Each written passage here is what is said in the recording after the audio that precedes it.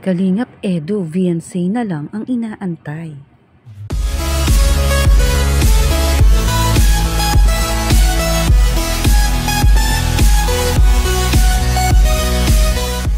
Edu, interesado talaga kay Viansay. Sabi nga ng tatay ni Viansay, kung interesado, mag-antay at magtiyaga.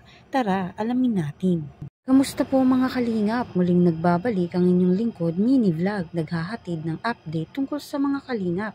Kung bago ka pa lang sa aking channel, mag-subscribe na at huwag kalimutang mag-like para lagi kayong updated sa aking mga videos. Maaaring tapusin po muna natin ang video bago po tayo magkomento.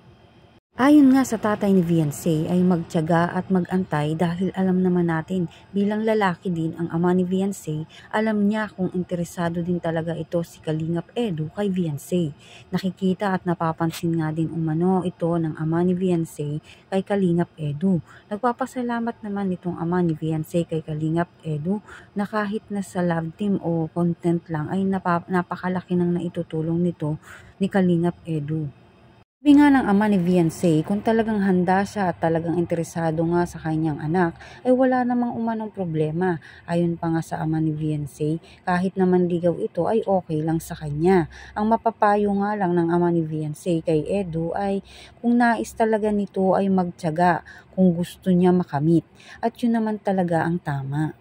Di gaya ngayon, ang mga babae ngayon ay mabilis nang nakukuha sa chat sa mga social media, ay nagiging sila na agad na dapat ang babae ay sa bahay nililigawan at iyon ay pinagpapaalam sa ating mga magulang. Dahil ngayon sa panahon natin ay madali na ang lahat, pero ito nga kay Kalingap Edu at Viansay ay talagang maraming nahanga dahil inirerespeto din ni Kalingap Edu si Viansay at ang magulang din ni Viansay. Alam naman natin ngayon ay di na uso ang ligawan, chat lang ay sila na agad. Ngunit dito nga kay Kalingap Edu ay matyaga siyang nag-aantay at sinusuportahan si Viansay sa nais nito. Kaya maging ready lang itong si Kalingap Edu kung talagang mahal nga niya si Viansay. Ang tanong, sigurado na ba nga ito si Kalingap Edu kay Viansay? Di na ba ito hahanap ng iba? Pero sa tingin ko kay Kalingap Edu ay di na ito hahanap ng iba. Nakikita ko kasi yung hinahanap ni Kalingap Edu, nahanap na niya kay Viansay.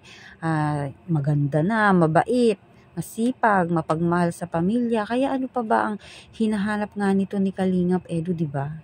Isa talaga sa nagustuhan sa kanya ni Kalingap Edu dito nga kay Viansay ay mabait nga itong si Viansay. Kaya sa tingin ko, di naman liligaw pa itong si Kalingap Edu ng iba. Dahil dito nga kay Viansay ay sigurado na siya sa ugali. Nakikita niya dahil sa halos lagi din naman silang nagkikita at nagkakausap.